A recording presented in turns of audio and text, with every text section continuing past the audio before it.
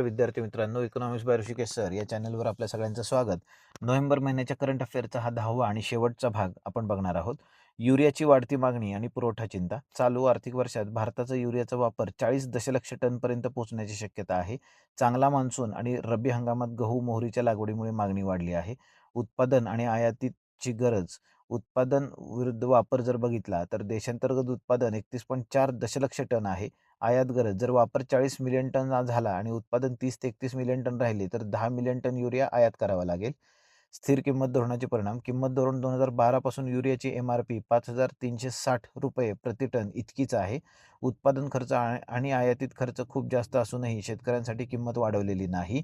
नीम coating असूनही गैरवापर सुद्धा होताना दिसून येतो. नीम कोटिंगचे अपयश. 2015 मध्ये युरियाचे नीम कोटिंग अनिवार्य केले होते, जेणेकरून त्याचा वापर शेती व्यतिरिक्त उदाहरणार्थ प्लायवूड, दूध भेसळ इतरत्र होऊ नये. पण तरीही बेकायदेशीर वळवणूक अजून सुरूच आहे. खत व्यवस्थापन आणि युरियाचा अतिवापर. नॅनो युरियाचा वापर वाढवणे किंवा युरियाच्या पिशव्यांचा आकार कमी करणे यासारखे उपाय केले जात आहेत, पण मागणी कमी होत नाहीये. युरिया वगळता इतर खतांवरती सरकार न्यूट्रिएंट बेस्ड सबसिडी अंतर्गत सबसिडी देते, पण युरियाची किंमत सरकार थेट नियंत्रित करते. यामुळे शेतकरी युरियाचा अतिवापर करतात, ज्यामुळे जमिनीचा पोत बिघडतो आणि NPK गुणोत्तर जे आहे ते असंतुलित होतं. डाळिंबावरील आयात शुल्क आणि शेतकऱ्यांचे धोरणात्मक नुकसान. सरकारने पिवळ्या वाटाण्यावरील 30% आयात शुल्क लावले आहे. जेव्हा डाळींचे भाव वाढले होते, तेव्हा सरकारने आयात शुल्क शून्य केले होते. त्यामुळे विक्रमी आयात झाली आणि भाव पडले. आता भाव पडल्यामुळे शेतकऱ्यांना हमीभावापेक्षा कमी दर मिळत आहे. त्यामुळे डाळींऐवजी गव्हाकडे ते वळत आहेत. भारताचे कृषी धोरण आणि खरेदी हे तांदूळ आणि गव्हाच्या बाजूने झुकलेले आहे.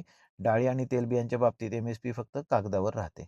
कृषी क्षेत्रासाठी धोरणात्मक शिफारसी, की शेतकऱ्यांना किंमत आधार म्हणजे प्राईस सपोर्ट देण्याऐवजी किमान उत्पन्न मिनिमम इन्कम किंवा हेक्टरी मदत देणे जास्त योग्य ठरेल.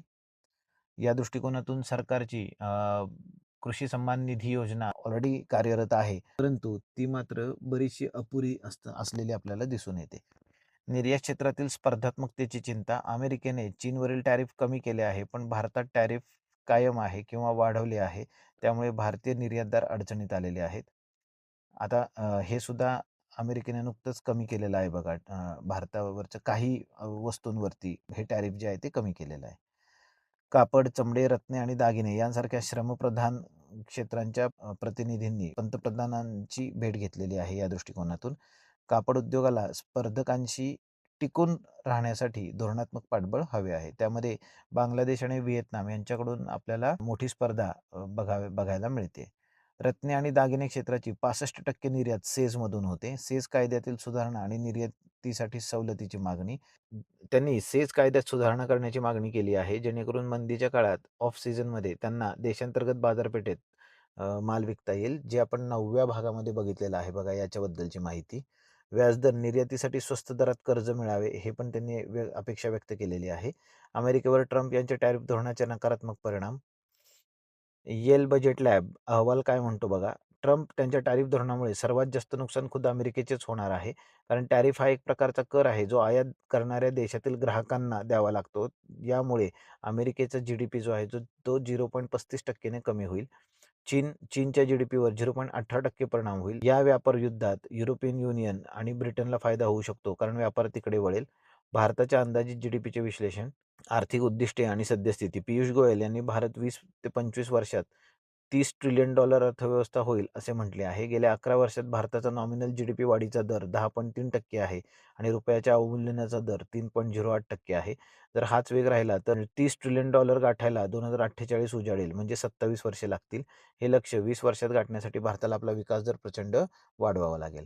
विकासासाठी आवश्यक गुंतवणूक आणि धोरणे. सध्या भारताचा गुंतवणूक दर जो आहे, investment rate, gross fixed capital formation ज्याला म्हणतोय आपण, किती होते तर GDPच्या 31 ते 32% होत आहे. 7% विकास दर गाठण्यासाठी तो 34 ते 35% पर्यंत वाढवणे आवश्यक आहे. आता बँका आणि कंपन्यांची ताळेबंद स्वच्छ आहे. No twin balance sheet problem. मागे बघा 2016-17 पासून ही चर्चा होती ट्विन बॅलन्स शीट प्रॉब्लेमची, ज्यामध्ये बँकांच्या बॅलन्स शीटवरती NPAचं प्रमाण वाढत होतं, की जे उद्योगांच्या NPA होण्यामुळं, म्हणजेच उद्योगांनी कर्जाची परतफेड न केल्यामुळे होत होतं आणि उद्योगांनी NPA हो झाले म्हणजेच त्यांच्यावर कर्जाचा बोजा वाढत होता. त्यामुळे त्यांच्याही बॅलन्स शीटवरती स्ट्रेस दिसून येत होता आणि बँकांच्या बॅलन्स शीटवरती सुद्धा स्ट्रेस दिसत होता. त्याला ट्विन बॅलन्स शीट प्रॉब्लेम असं म्हटलं जातं. फक्त सेवा क्षेत्र नाही तर लेबर इंटेन्सिव्ह मॅन्युफॅक्चरिंगवर भर दिला पाहिजे. भांडवली खर्चात वाढ आणि वित्तीय तूट. वित्तीय तूट आर्थिक वर्षाच्या पहिल्या 6 महिन्यात वित्तीय तूट वार्षिक लक्ष्याच्या 36.5% झाली आहे. गेल्या वर्षी ती 29.4% होती.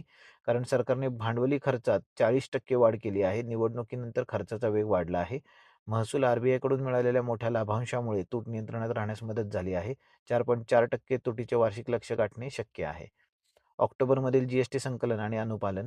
ऑक्टोबरमध्ये जीएसटी संकलन 1.96 लाख कोटी झाले. 4.6% वाढ झालेली आहे. रिफंड्स निर्यातीवरील रिफंड्समध्ये 55% वाढ झाली आहे, जे चांगली अनुपालन आणि सिस्टीममधील सुधारणा दर्शवते. ऊर्जा आणि भूराजकीय दृष्टिकोन. ट्रम्प धोरणाचा ऊर्जा व्यापारावरती परिणाम. Trump effect. ट्रम्प यांच्या धोरणांमुळे तेलाच्या व्यापारात 4 मोठे बदल होत आहेत. खनिजे. टॅरिफचा वापर शस्त्र म्हणून केला जात आहे क्रिटिकल मिनरल्सच्या बाबतीमध्ये. Data centres. AI आणि डेटा सेंटर्ससाठी विजेची प्रचंड मागणी वाढली आहे. यासाठी ग्रीन एनर्जी आणि अणुऊर्जेची गरज आहे. नियमन. युरोपचे कार्बन टॅक्स आणि अमेरिकेचे निर्बंध यामुळे ऊर्जा व्यापार गुंतागुंतीचा झाला आहे. सत्तेचा समतोल. रशिया आणि इराणवरील निर्बंधांमुळे सौदी अरेबिया आणि अमेरिकेचे महत्त्व वाढले आहे. विश्लेषण. अमेरिकेने रशियन तेलावर निर्बंध युक्रेनसाठी नाही तर स्वतःच्या शेल ऑइल उद्योगाला वाचवण्यासाठी लादलेले असू शकतात. रेल्वे प्रकल्पांमधील DPR जे आहेत त्यातील त्रुटी. रेल्वेच्या मोठ्या प्रकल्पांमध्ये 50 कोटींपेक्षा जास्त जे मोठे प्रकल्प आहेत त्यात विलंब आणि खर्च वाढण्याचे मुख्य कारण जे आहे की डिटेल प्रोजेक्ट रिपोर्ट जे आहेत DPR त्याच्यामध्ये बऱ्याचशा त्रुटी आहेत. प्रकल्प मंजुरीसाठी PEC शिफारशींची आवश्यकता. रेल्वे बोर्डाने आदेश दिले आहेत की प्रकल्प मूल्यांकन समितीच्या शिफारशी DPR मध्ये समाविष्ट केल्याशिवाय प्रकल्प मंजूर केले जाणार नाहीत. PEC म्हणजे प्रोजेक्ट इव्हॅल्युएशन कमिटी. ठीक आहे. या कमिटीनं सजेशन द्यायचं आणि ते सजेशन्स DPR मध्ये इन्क्लूड केले पाहिजेत, त्याशिवाय मंजूर होणार नाहीत. प्रकल्पासाठी आवश्यक नवीन चेकलिस्ट तयार होणार आहे. जमिनीचे संपादन, वनविभाग, परवानगी आणि खर्चाचा अचूक अंदाज घेण्यासाठी नवीन चेकलिस्ट जारी केलेली आहे. तर हे होते नोव्हेंबर महिन्यातलं करंट अफेअर. इकॉनॉमिक्सशी संबंधित करंट अफेअर आणि संकल्पना समजून घेण्यासाठी पाहत राहा आणि सबस्क्राईब करा इकॉनॉमिक्स बाय ऋषिकेश सर.